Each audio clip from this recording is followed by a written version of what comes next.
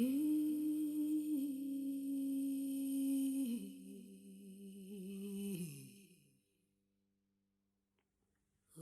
all started with a conversation I was having with my mother regarding gender-based violence.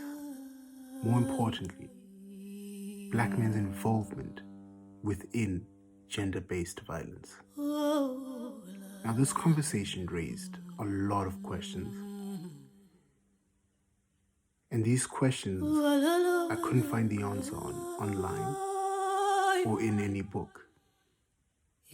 So as a result, I brought together a few black men to help me find the answers. And this is what they had to say.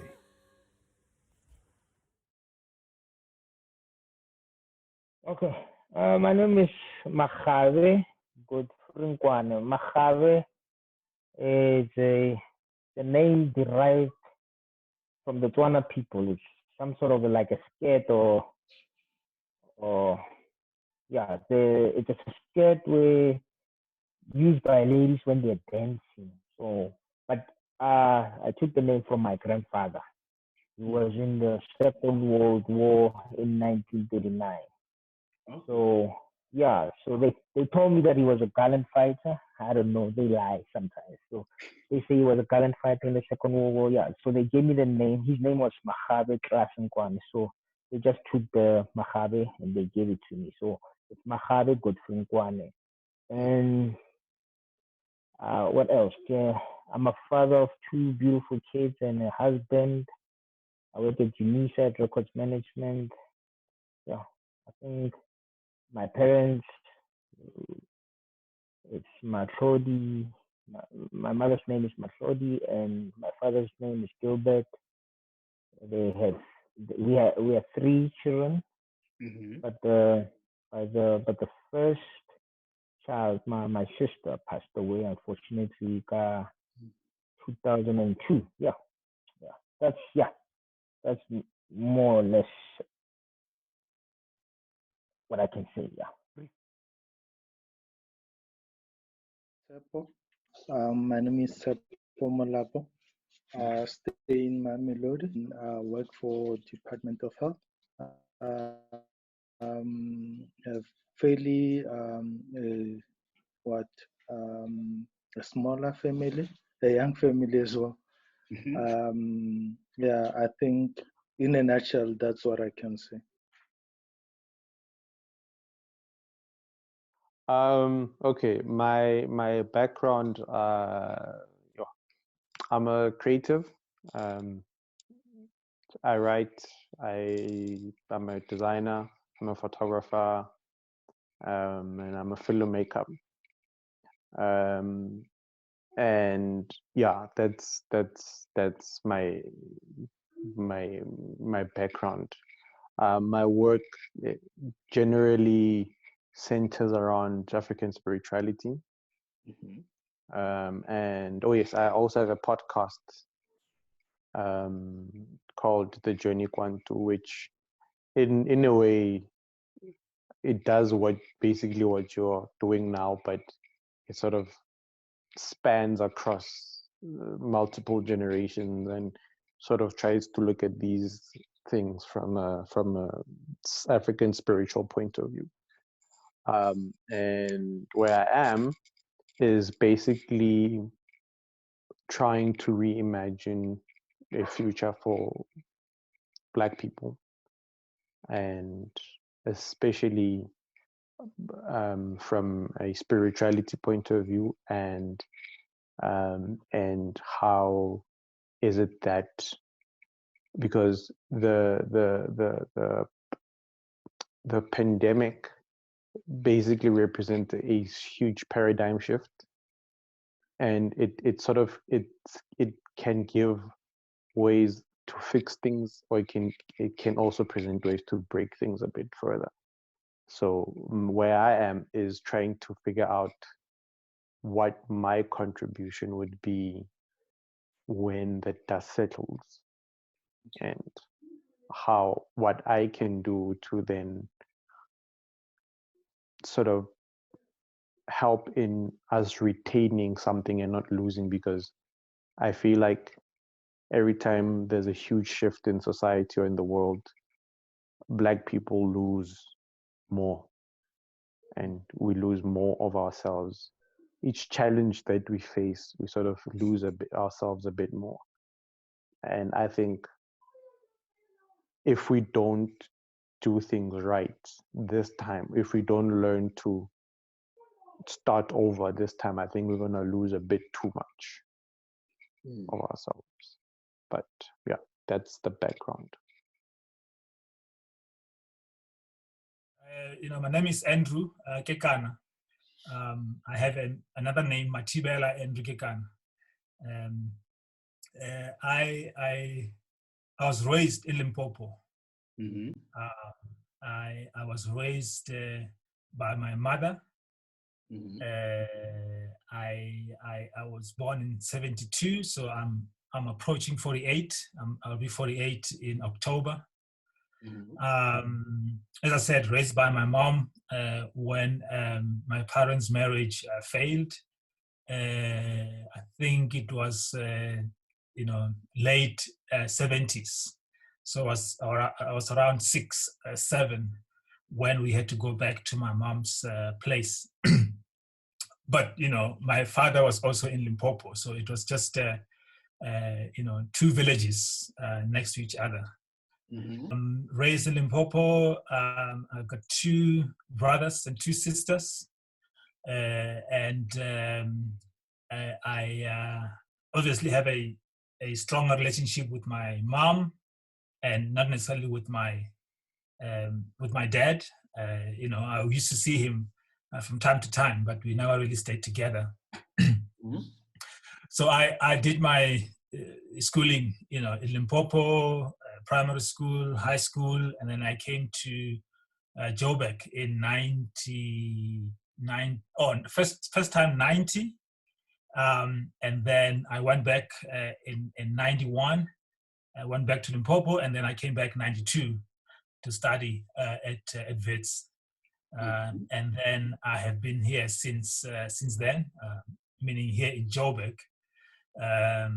Got married here in 2002, and my wife is from Tata, and we met at a church we were both going to, and we still are there. We then have 3 kids. Dumisho is 14, and then Zimi she's 13, and then we have Liabona, who is 7.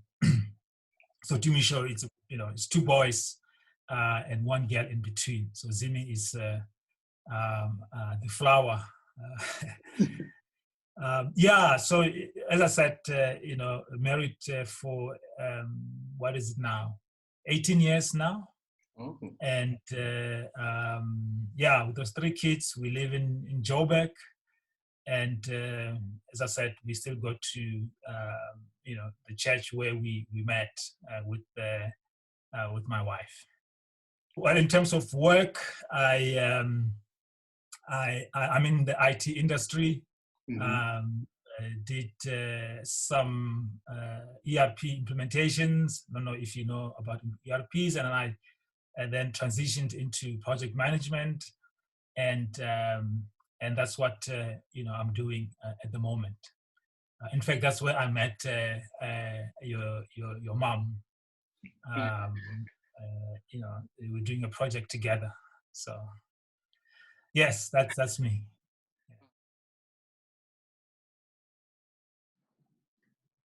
I'm a father of 2 girls, aged 10 and 8. I originally come from the Eastern Cape. Age-wise, I'm age 42, and I'm married. I stay in Centurion with my wife and my daughters, as I said. So honestly, I'm an African, and I don't have any religious affiliations per se. I'm a go-lucky guy. I try to be as happy as possible. But now, since I run my own business, I run my own small business, so it gets interesting and it gets challenging from time to time.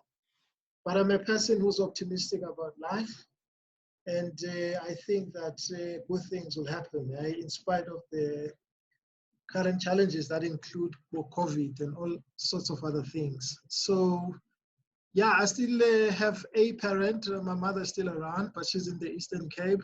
My dad passed on some 20 years ago. I do have siblings.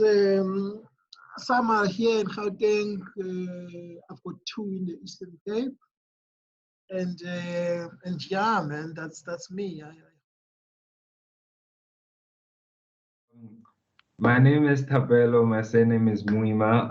I'm a student at Vega Pretoria in South Africa. I study game development. That's pretty much a little summarization of who Tabelo/TP is, and I'm a friend of Letawa's. Been friends for quite a while. So yeah, that's me. Okay, my name is Bo Mogale. I'm a father of 5 kids. Kabi is my 3rd born. And yeah, 2 girls, 3 boys. What do you So do? I come from Durban originally, and I'm settled in Pretoria now, Pretoria East. I'm an economist, development economist. I run a company, own a company called SE Advisory that advises investors, business leaders, and government leaders on investment matters into Africa, South Africa, where I'm based in particular. Yeah.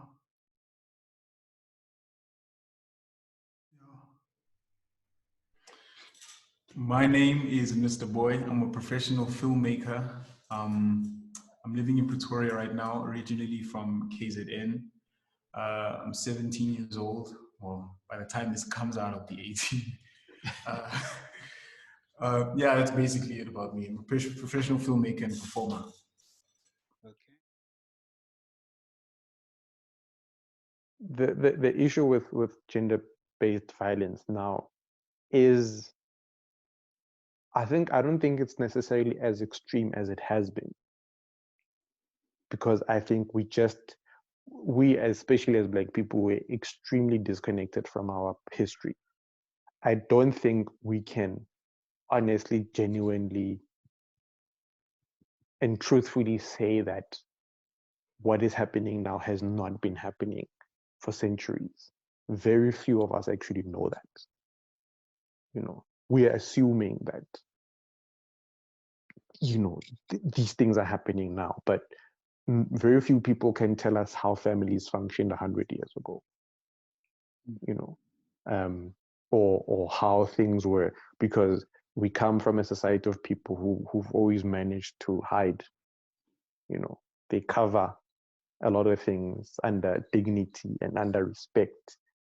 I mean, if you take a look at it, it's a bit lame to sort of look at TV shows, but if you look at shows like Utatako, for example, right, and you hear about the endless cases of mothers who have not been as truthful, you know, about the paternity of their kids.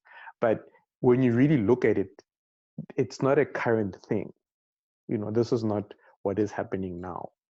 You realize that this actually has been happening for generations and generations and generations and generations. So I can't say that what is happening now is sort of out of proportion to what has been happening. What is happening now is that, like with racism, it's just being recorded, and women are being more vocal about it. So, yeah.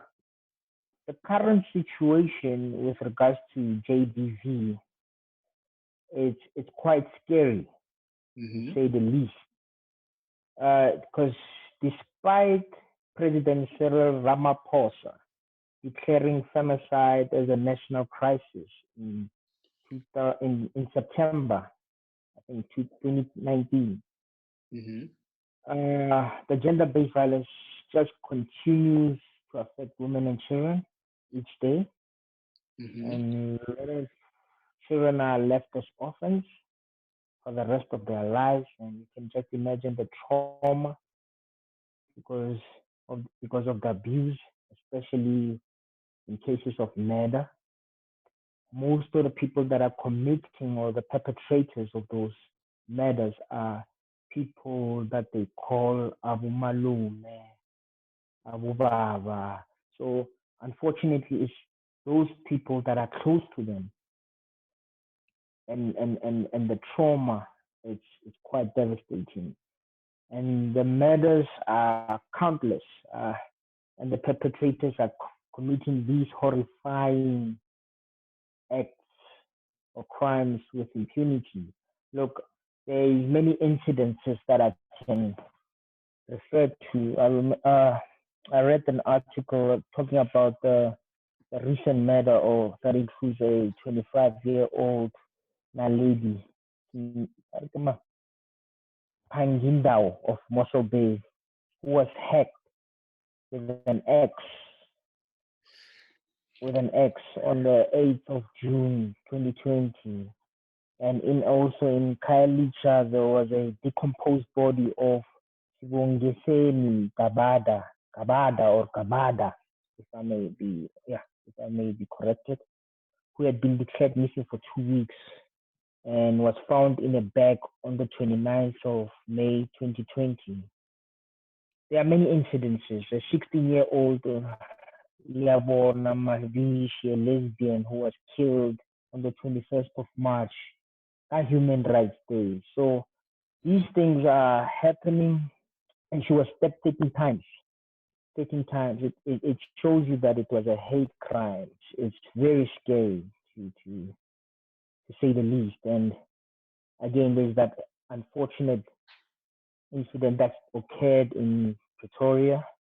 Remember the Nicholas Maynard guy who raped a child in the Dross restaurant? Remember? He was sentenced for life.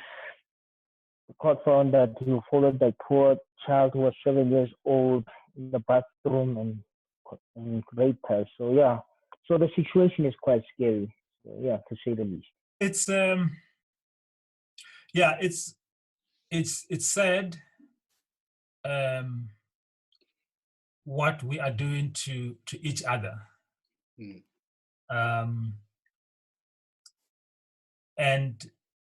And I don't think it is new, as much as it is just being exposed a little bit more. So there is a lot of coverage of it. But I do not think it is new in a sense that, you know, this is a new behavior that we have recently learned. I think for a long time we have suffered, through that, and generally I view the South African society as violent. I think generally we are just a violent, country. I think gender-based violence in South Africa it's something that has always been there. Perhaps maybe because of social media and because of globalization, because of social media, I think that has come seriously to the fore. People are easier now to talk about it and also to voice their opinion about it. So I think it's something that has always been there, but it lacked a way of communication to the rest of the people. It's a topical issue now. In fact, in recent times, gender-based violence has really been an issue And from a technical definition perspective, I haven't looked it up, but my suspicion is that its technical definition means that it's violence that's based on gender. It's not necessarily about men being violent towards women per se. But then I suppose, given our context in South Africa, it has become synonymous with men becoming violent against women. But that's not the technical definition of the word itself. So, and I imagine that if we focus on the current situation in South Africa, that meaning of it being men predominantly who are violent against women then probably takes center stage, and we could use it maybe as a functioning definition of maybe this discussion that we're going to have. And I suppose as well that it's not a new thing, this thing of gender-based violence. It's quite an old thing, and it's a painful thing, man, because I suppose it creates problems in this sense that you find a situation where people are kind of reduced to something that they are not, and then it compromises on their quality of life. So if one maybe were to say that, let's imagine that you are in a married situation or a situation where you are sitting with, you stay with a spouse, and then the male spouse is violent towards the female spouse, then invariably it means that the quality of that woman is reduced quite drastically. Because if you're experiencing violence, there's no way that you're going to enjoy life, especially during the time that you are at home. And my understanding is that at home is where you want to be comfortable and you want really to just feel free and be yourself. But if you're exposed to violence, then it becomes a big challenge. And I mean, in as far as the numbers are concerned, I mean, I listen to radio sometimes, and they would be talking about gender-based violence. And I mean, the percentages that they talk about, this is really, really a prevalent thing. And it's quite sad that, you know, we're going through it on top of the other socioeconomic problems that we have as a country.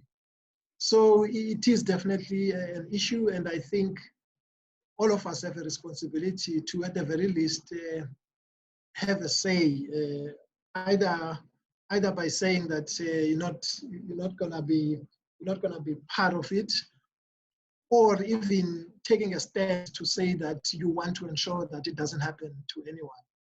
So yeah, that's more or less what I think is the current situation regarding TB. Okay. Well, it's I don't have the word to describe it. It's diabolic. It's big English, but it is shocking, and it always confounds us how we got to be here as a society. And you know, because of television, it's something that you see on television, but sometimes it's something that you have to question yourself personally. Especially as parents, if we are raising boys in the correct way. But it's a very shocking thing that we're seeing happening. I think the current state is, obviously it's increasing because nothing's being done about it. And for me, the craziest thing is, you know, governments, not even in South Africa, but around the world, are willing to take more measures for the coronavirus than they are for gender-based violence, which is strange because more people are killed, more women and children are killed from gender-based violence than they are from the coronavirus. So I think it's being, like, people are turning away from it. And it's crazy how, you know, it's just like, it's a strange thing because every other civil movement, people are facing it head on except for this one, you know, and it's getting worse, which is obviously not good. I'd say we're in a worse state than we could possibly be in. right now. Mhm. Because I feel like the society, or rather the male gender, is not taking females seriously, and hence that's what's taking. Of course, there are other factors that come into play with the whole gender-based violence. More specifically, men inflicting violence on women. There are other factors that come into play, but I would say the country also has a big portion to contribute in a whole gender-based violence kind of situation. Okay. And I'd say that right now the country is in a worse situation than it could possibly ever be in. So when you said the country has a plot to play in it, could you elaborate a bit on that part? Yeah. Over the years, obviously a country is built over information passed down from the previous generation to the next generation. So by what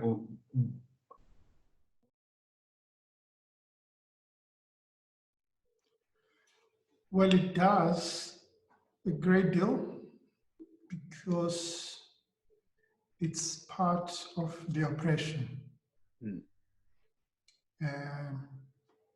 Well, if you study history, I don't expect you to know it from your experience, but if you study it, you will know that apartheid, for instance, separated families. Men had to go and work in mines in what was then called Transvaal, which is now Gauteng, and they left women at home.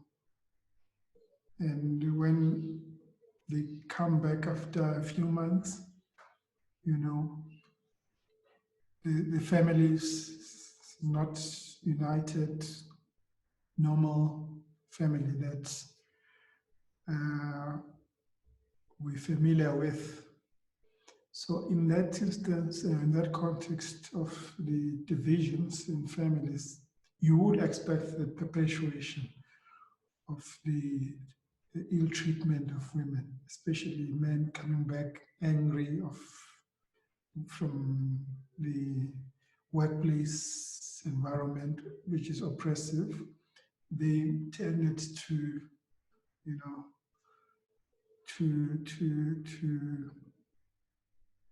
ill-treat women. Because, you know, when you look at the literature, you'll see that culturally, Africans have not been oppressive.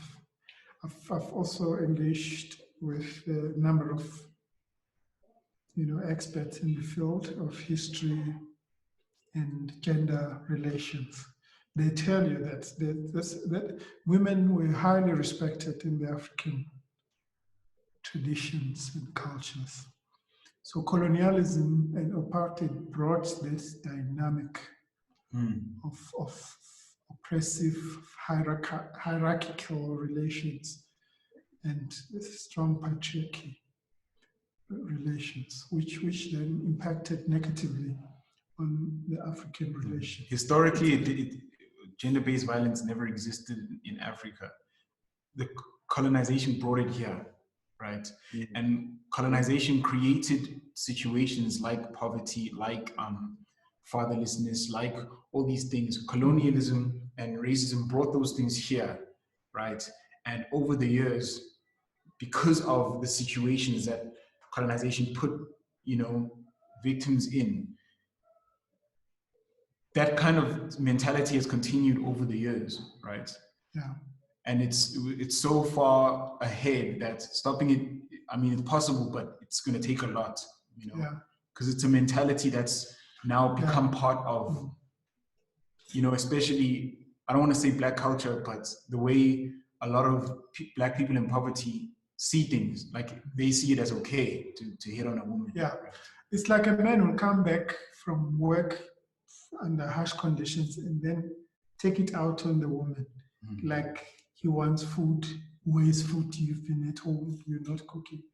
If the kids are troublesome, would say, why are you raising kids like this? As if he's not part of the project of raising kids. He sees himself outside, and because he brings in money, that little as it is, he thinks he's entitled to dictate and, even to an extent of ill-treating women. And because other kids will see that, the boys will see those relations at home and think it's right. They will think it's right, and they'll, kind of emulate. Because I've seen a lot of people online saying that, no, it's because of African culture and the hierarchy that occurs in African culture. Personally, myself, I'm Zulu, and although from the outside it may seem as though woman this, woman this, woman this, the reason why back in the ancient times the men would go out to hunt and the men would go out to do this is because men are expendable, even still today. Men, if 3 men die, it's fine, but if 1 woman dies, that's a problem, right? Because unfortunately, biologically, women are more valuable than men, right?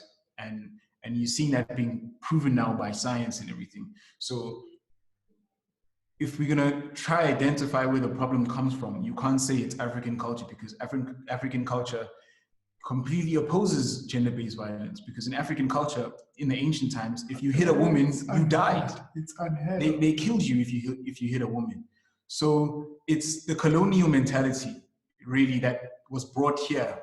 Hierarchy was brought here, right? Before it was send the men out so they can die, so our women can be safe, But now that's been flipped around. And then you ask who flipped it around, and you have to think, what past do we come from? All over the world, right? And then you think most of the gender-based violence occurs within Black communities. Why is that? But again, finding the source of the problem, I guess, wouldn't really matter. It's about finding the solution. What's the solution now, It goes back to many years of being subjected to the regime of apartheid, where people were being killed and there was no justice for them. So in a way, people got angry. People are still traumatized. And the transition from the apartheid regime to the new democratic South Africa, the transition happened so immediate that people didn't, what can I say? They didn't get the chance to heal, because remember, most of those people who committed those atrocious crimes, they were never punished. They went unpunished. So it causes anger and bitterness to some of us, to most of the people. So usually when such trauma happens to you, the unfortunate thing is that those people that are next to you, the people that are close to you, usually those are the people that will feel the effects of that trauma. People rather vent out their anger to their wives, their children, their immediate families. That's my point. So I'm not sure how far back it goes, but as far as I can tell, the period of colonization has sort of exasperated it. So as I said, it might have been in us for a long time, but colonization, oppression through apartheid, I think has made it worse, or has added to it. So it's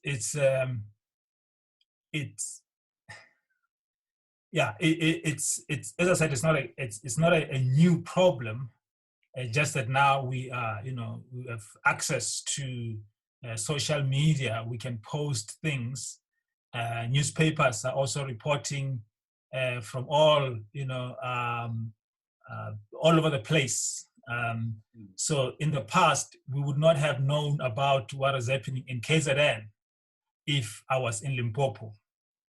And vice versa. People would not have known what was happening in Limpopo if they were here in Gauteng, for instance. So the proliferation of media or news agencies and their news has, sort of accentuated the problem by exposing it more. So it's not a new thing. I think it has been with us for a long time, and it's not necessarily just gender based. As I said, I think generally we are violent. The thing is that those perpetrated, the violent acts perpetrated on the weak, of society, I think gets, reported more because I think it might be in our human psyche to want to protect, the more vulnerable. But if you were to look at the statistics, you'll find that men die in the hands of other men, probably, more than women die in the hands of, men. And then if you also then do further analysis, you'll find that even those that the women or the women and children that are abused, they are, the perpetrators are the next of kin. They are in the family. They are known. It's either a husband, an uncle, or a boyfriend, a lover of some sort. So yeah, I think it's a general violence in society, rather than just gender based. And then sometimes you find that, and this might be it might be insensitive, or someone might think it's not proper, but some of the violence that is perpetrated on women are orchestrated by other women. You see what I'm saying? And I don't have the statistics.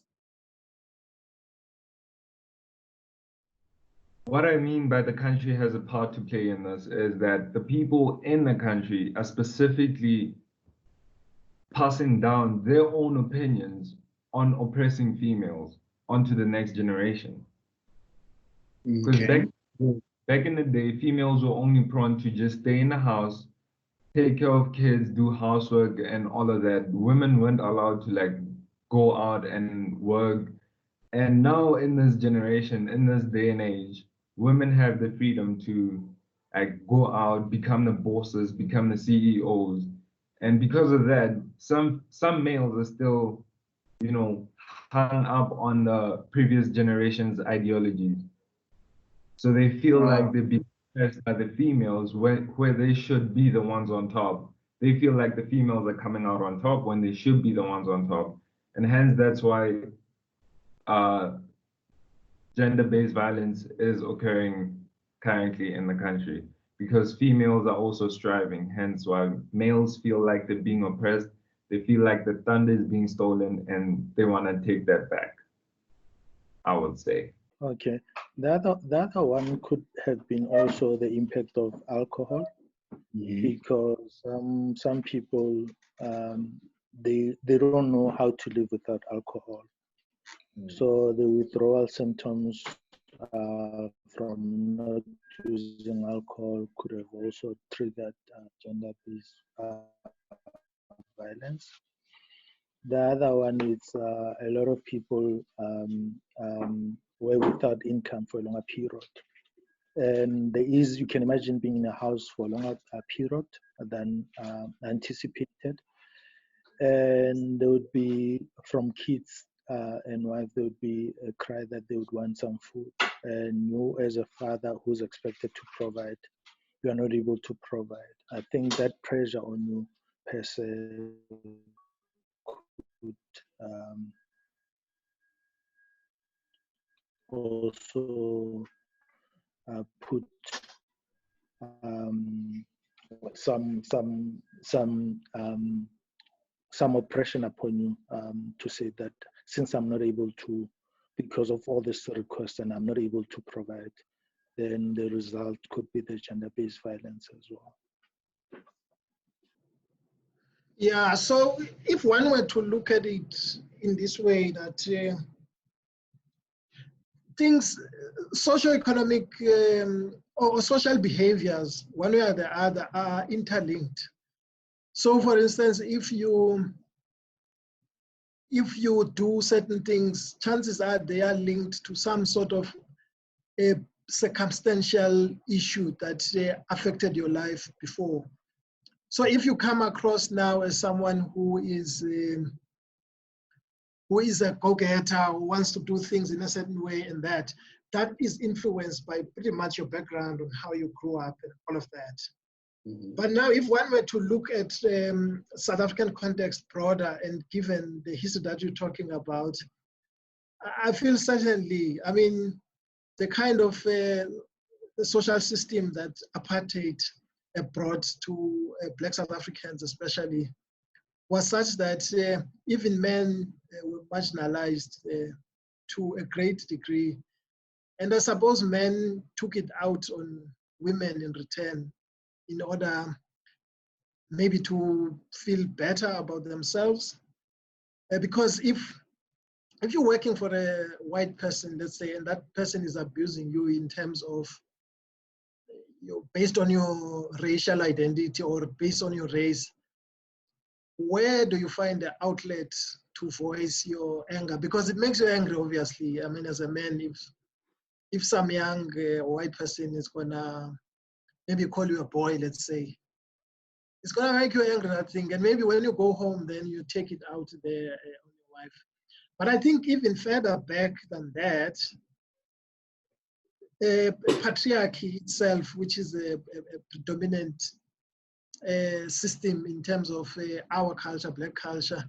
I mean, I grew up, my father was the head of my family, and he had the last say. In fact, he had the first say and the last say. So, and this thing is something that was ingrained in our society. I mean, no one questioned that. My father said what he wanted to say, and no one was going to challenge him. So my mother didn't have anything to say, didn't have anything to add. And my father got that kind of an upper hand purely based on patriarchy. So patriarchy had a role, and also apartheid in a way had a role as well in this thing, because it brought an unstable way of socializing generally. I mean, it was a situation where people just couldn't be themselves properly. And when the situation is like that, you can expect any kind of a negative outcome to come out of it. So I would definitely say that, yeah, our history has definitely contributed to where we are as far as GBV is concerned.